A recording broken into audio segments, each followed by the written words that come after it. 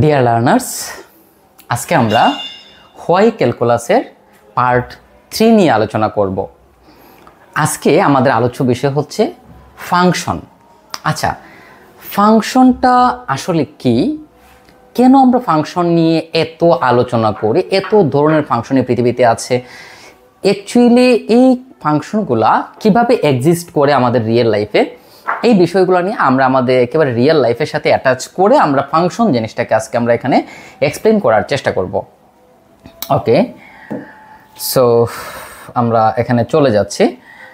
ওকে, তো আমরা যদি আমাদের এখানে আসি, তো প্রথমত হচ্ছে ফাংশনকে এই জিনিসটা বোঝার আগে আমরা একটা চিন্তা করি। আচ্ছা, সো আমরা ধরে নিলাম এটা হচ্ছে আমাদের একটা মেশিন, এটা হচ্ছে একটা মেশিন। এই মেশিনের মধ্যে এই দিকে ইনপুট করার জায়গা আছে। আচ্ছা, মেশিনটাকে আমি একটু সুন্দর করে অঙ্কন করি, এই জায়গাটা মনে করেন নাই। তো এই মেশিনের মধ্যে, ওকে, তো এটা হচ্ছে আমাদের একটা মেশিন। আচ্ছা, এখানে আমি আর একটু জায়গা মুছি। ওকে, তো এই দিকে বের হওয়ার জায়গা আছে, আমরা ধরে নিলাম। ওকে, তো এখানে হচ্ছে আমাদের একটা গ্লাস আছে, এটা হচ্ছে আমাদের একটা গ্লাস। ওকে, তো এটা হচ্ছে আমাদের একটা মেশিন, যদি আমি খুব ভালো একটা চিত্র অঙ্কন করতে পারি না। তো মেশিনটার, এটা হচ্ছে একটা মেশিন, এবং আমরা ধরে নিলাম আমাদের প্রমাণের সুবিধার্থে আমরা ধরে নিলাম এইটা হচ্ছে আম বানানোর মেশিন। মানে আম বানানোর না, মানে আমের যে শরবত আমরা বলি, মনে করেন আমের শরবত বানানোর মেশিন, বা আমের জুস বানানোর মেশিন হচ্ছে এইটা। তো এখানে জুস বানাতে হলে অবশ্যই আপনাকে এখানে কি করতে হবে, এখানে অনেকগুলো আম দিতে হবে, অনেকগুলো আমকে কেটে কেটে দিতে হবে। সো এইগুলো হচ্ছে আমাদের আম। এই আমগুলোকে যখন আমরা এই দিকে এই মেশিনের মধ্যে প্রবেশ করালাম, তখন এখানে অনেক প্রসেসিং হবে। প্রসেসিং হওয়ার পরে এইখানে আমরা যা পাবো সেগুলো হচ্ছে আমাদের আমের জুস। এখানে আমরা যা পাবো সেগুলো হচ্ছে আমাদের আমের জুস।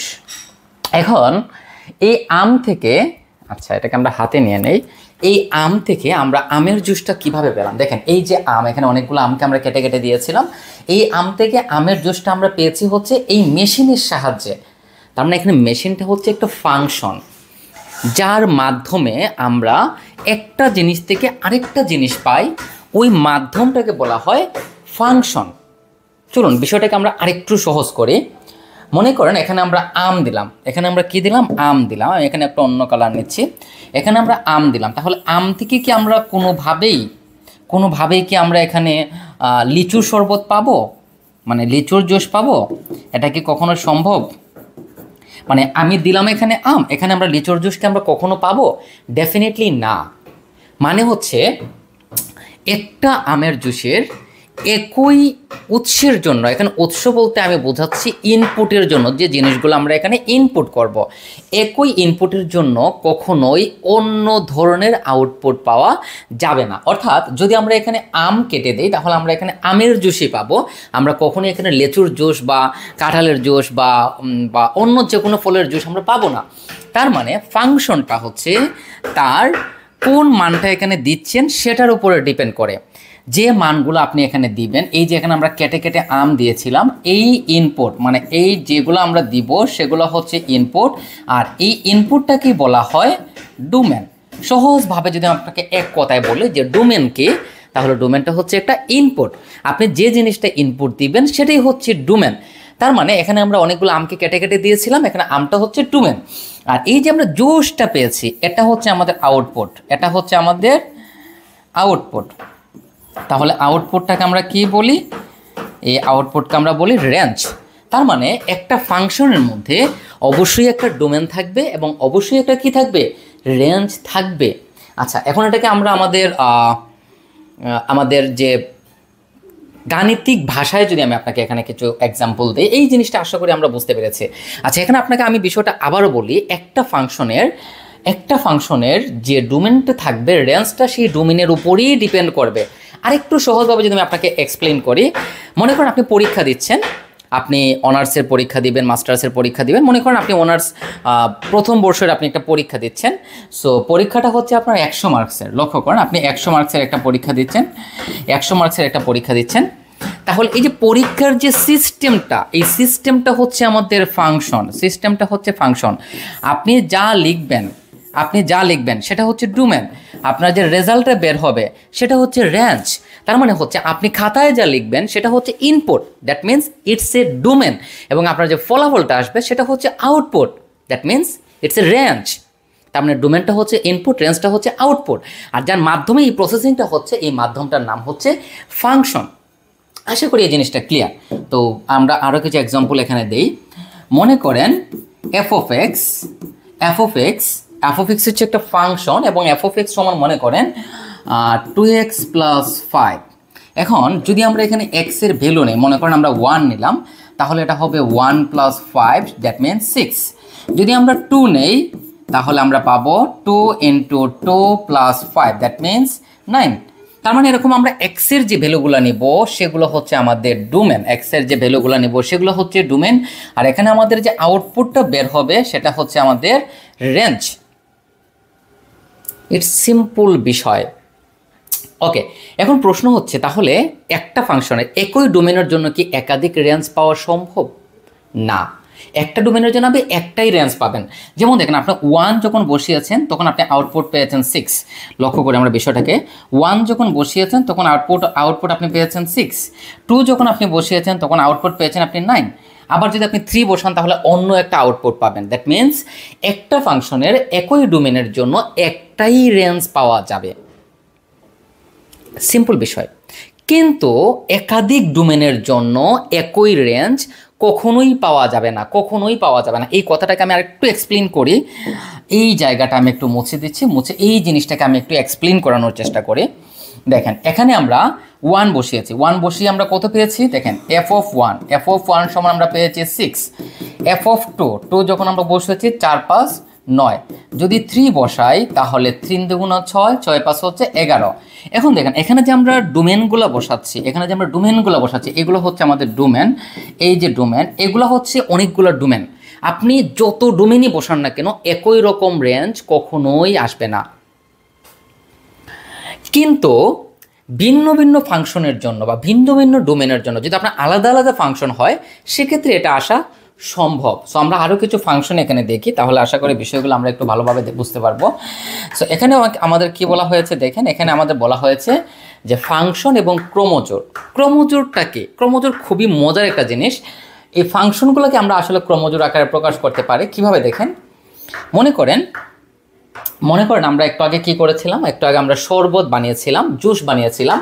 সো আপনি মনে করেন আম দিলেন, তাহলে আম দিলে আপনি অবশ্যই কি পাবেন? অবশ্যই আপনি পাবেন আমের জুস। আপনি আম দিলে পাবেন আমের জুস। তাহলে এটাকে এই যে আমরা একটা ব্র্যাকেটের মাধ্যমে প্রকাশ করা, এই জিনিসটা কি বলা হয়? ক্রোমোজোর। মানে জোড়ায় জোড়ায় থাকবে এটা, আর জোড়ায় জোড়ায় প্রথমে যেটা থাকবে সেটাকে বলা হয় ডোমেন, শেষে যেটা থাকবে সেটা হচ্ছে রেঞ্জ। অর্থাৎ এটা হচ্ছে আমাদের ইনপুট এবং এইটা হচ্ছে আমাদের আউটপুট। এবং এই ক্রোমোজোরের মাধ্যমে, যেমন এটা সমান যদি আমরা বলি মনে করেন 2, 5, তাহলে আমরা বলবো যে আম সমান 2 এবং আমের জুস সমান হচ্ছে 5। সিম্পল বিষয়। তার মানে আপনি যে ইনপুটটা দিবেন, আপনার আউটপুটটা সেই ইনপুটের উপর ডিপেন্ড করেই কিন্তু হবে।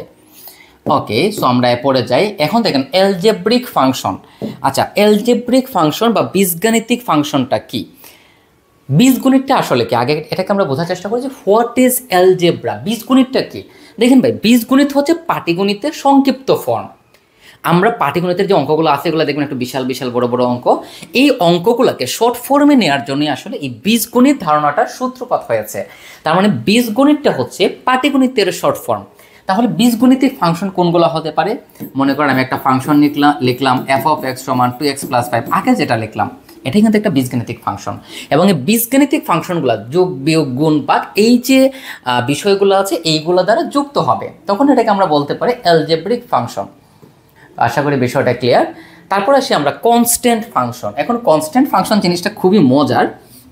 মনে করেন আমি একটা ফাংশন লিখি, ধরে নিলাম আমি একটা ফাংশন লিখলাম যে এফ অফ এক্স সমান হচ্ছে 2। এখন আপনি বলেন আমি যদি এখানে x এর একাধিক মান বসাই, যেমন মনে করেন আমি যদি এখানে 1 বসাই তাহলেও এটা 2, যদি 2 বসাই তাহলেও এটা 2, যদি 3 বসাই তাহলে এটাও 2, যদি আমরা এখানে x এর জায়গায় আমরা পাই ম্যাথ ক্লাব বসাই তাহলে ওটা হবে 2। তার মানে হচ্ছে এখানে আপনি x এর যে ভ্যালুই বসান না কেন এই আউটপুট কিন্তু সবগুলোর সেম হবে। That's why it's a constant function. Constant ফাংশনের ক্ষেত্রে এই জায়গাতে কোনো ভেরিয়েবল থাকবে না, যদি থাকে সেক্ষেত্রে সেটা কনস্ট্যান্ট ফাংশন হবে না। কনস্ট্যান্ট ফাংশন হচ্ছে এখানে সমান দিয়ে যা থাকবে সেটা অবশ্যই একটা কনস্ট্যান্ট হবে, তখন সেটাকে আমরা বলতে পারি কনস্ট্যান্ট ফাংশন। আশা করি কনস্ট্যান্ট ফাংশন বিষয়টা ক্লিয়ার। এখন আসি আমরা আইডেন্টিটি ফাংশন। এক কথা যদি আমি আপনাকে বলি, যা ইনপুট তাই আউটপুট। আপনি যদি একটা কলম দেন একটা কলম পাবেন, একটা মাইক্রোফোন দেন একটা মাইক্রোফোন পাবেন, একটা মোবাইল দেন তাহলে একটা মোবাইল পাবেন। এই কনসেপ্টগুলোই হচ্ছে আপনার আইডেন্টিটি ফাংশন। সো আমরা এটাকে একটু এক্সপ্লেন করি আইডেন্টিটি ফাংশনটাকে। সো মনে করেন F of x equal to x, F of x সমান হচ্ছে এক্স, এফ অফ এক্স সমান হচ্ছে এক্স। এখন দেখেন আমি যদি এখানে এক্স এর জায়গায় 1 বসাই তাহলে সেটা 1, যদি 2 বসাই তাহলে 2, যদি 3 বসাই তাহলে 3। আচ্ছা এখানে আমি আরেকটা কোয়েকশন লিখি, এক্স স্কোয়ার। এখন দেখেন যদি আমরা এখানে 1 বসাই তাহলে 1, যদি 2 বসাই তাহলে 4, যদি 3 বসাই তাহলে 9। দ্যাট মিনস এখানে এর মানে হচ্ছে এখানে এই জিনিসটা, এই ফাংশনটা আইডেন্টিটি ফাংশন হলেও এই ফাংশনটা কিন্তু আইডেন্টিটি ফাংশন নয়। এটা অবশ্যই আইডেন্টিটি ফাংশন, কারণ আইডেন্টিটি ফাংশনের ক্ষেত্রে এখানে যা থাকবে এখানে তাই থাকবে। মানে এক্স এর যে কোনো মান আপনি নেন না কেন এটার আউটপুটটা সেমই আসবে, তখনই সেটাকে আমরা বলতে পারবো এটা একটা আইডেন্টিটি ফাংশন। ওকে, তারপর আমরা আসি এক্সপোনেনশিয়াল ফাংশন বা সূচকীয় ফাংশন।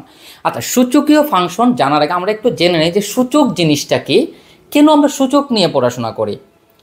আমি আপনাকে যদি একটা কোয়েকশন দিই এরকম, মনে করেন এফ অফ এক্স সমান 2 ইন্টু 2 ইন্টু 2 ইন্টু 2। আমি যদি বলি আপনাকে এটা গুণ করেন তাহলে আপনি এভাবে গুণ করবেন, 2 2 4, 4 2 8, 8 2 হচ্ছে 16। এখন এটা তো মনে করেন সহজ জিনিস, সেই জন্য আমরা খুব ইজিলি এটাকে সলভ করে ফেলতে পেরেছি। কিন্তু এটাকে যদি একটু চেঞ্জ হয়ে থাকে, মানে একটু আমরা যদি এটাকে একটু অল্টারনেটিভ সিস্টেমে দিই, মনে করেন এটা যদি এরকম থাকে যে এফ অফ এক্স সমান হচ্ছে সুদীপ্ত প্লাস সুদীপ্ত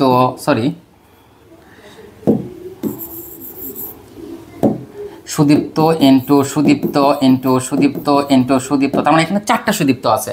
তো প্রশ্ন হচ্ছে এই 4টা সুদীপ্ত কিন্তু গুণ আকারে আছে। তো গুণের বিষয়টাকে সহজ করার জন্য আসলে সূচকের কনসেপ্টটা এসেছে। যেমন এখানে সুদীপ্তর পাওয়ার হচ্ছে 1, এখানে 1, এখানে 1, এখানে 1, তার মানে সুদীপ্ত টোটাল পাওয়ার হবে 1 plus 1 plus 1 plus 1, that means সুদীপ্তের পাওয়ার হচ্ছে 4।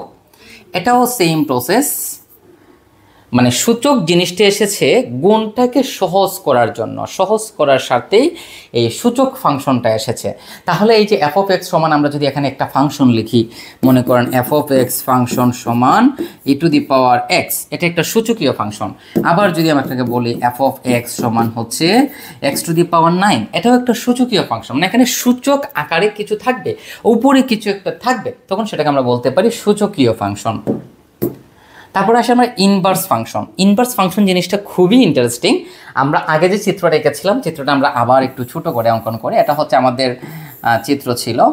সো এটা হচ্ছে আমাদের ডোমেন আর এটা হচ্ছে আমাদের রেঞ্জ। তো মনে আছে আমরা এখানে কি দিয়েছিলাম? আমরা এখানে দিয়েছিলাম আম, আর এখান থেকে আমরা কি পেয়েছিলাম? আমরা এখান থেকে পেয়েছিলাম আমের জুস। এখন বিষয়টাকে যদি আমরা উল্টিয়ে চিন্তা করি, মানে আমরা আমের জুস দিলাম, এখানে আমরা আরেকটা মেশিন অঙ্কন করি। সো এটা হচ্ছে ইনপুট, এটা হচ্ছে আউটপুট। তো মনে করেন এখানে আমরা আমের জুস দিলাম, আমের জুস। যদি আমের জুস থেকে আমরা আম পাই, আস্থা আম পাই, তখন সেটাকে আমরা বলতে পারি ইনভার্স ফাংশন। মানে একটা ফাংশন বিপরীতভাবে ঘটেও যদি আবার পূর্বের অবস্থায় ফিরে যেতে পারে, তখনই সেটাকে আসলে আমরা বলতে পারি ইনভার্স ফাংশন। যেমন মনে করেন আমি যদি পানির কথা চিন্তা করি, এই পানিকে যখন আমরা ফ্রিজে রাখে, ফ্রিজ, এই ফ্রিজটা হচ্ছে একটা ফাংশন। ভালো করে দেখেন, পানি থেকে যখন আমরা ফ্রিজে রাখবো তখন সেটা বরফে পরিণত হবে, তখন সেটা বরফ হবে, পানি থেকে বরফ হবে। এখন এই যে পানি থেকে বরফ হলো, আবার কিন্তু আপনি চাইলে বরফ থেকে কিন্তু পানিতে কনভার্ট করতে পারবেন। সো এই যে বরফ থেকে পানি হওয়া, পানি থেকে বরফ হওয়া, এটাও কিন্তু একটা ইনভার্স ফাংশনের বিষয়। অর্থাৎ আপনি যে ইনপুট থেকে আউটপুটটা পেলেন, যদি সেই আউটপুট থেকে ইনপুটটা আমরা ফিরিয়ে নিয়ে আসতে পারি, তখনই সেটাকে আমরা ইনভার্স ফাংশন বলতে পারবো। তবে কখনোই আম থেকে, মানে আমের জুস থেকে আম নিয়ে আসা সম্ভব না। সো এটা কিন্তু ইনভার্স ফাংশন নয়, বাট এটা অবশ্যই ইনভার্স ফাংশন। এটাও কিন্তু ইনভার্স ফাংশন, কারণ এখানে আপনি চাইলেই বরফ থেকে পানিতে কনভার্ট হতে পারবেন, মানে বরফ থেকে পানিতে রূপান্তর করা পসিবল। সো এই হচ্ছে আমাদের ইনভার্স ফাংশন, যেগুলো আমরা পড়ি ইনভার্স ফাংশন, হ্যান ত্যান কত কিছু, এটাই হচ্ছে এটার মূল কনসেপ্ট। তো এই ছিল আমাদের ফাংশনের একেবারে বেসিক আলোচনা। সো আপনারা যদি আমাদের মোটিভেট করেন, তাহলে আশা করি আমরা ক্যালকুলাসের উপর ফুল সিরিজটা আপলোড করতে পারবো, যেটা আপনারা আমাদের ইউটিউব চ্যানেলে ধারাবাহিকভাবে পেয়ে যাবেন। কেন আমরা ক্যালকুলাস নিয়ে পড়াশোনা করছি, এই বিষয়গুলো নিয়ে বিস্তারিত আমরা এখানে আলোচনা করব। ধন্যবাদ।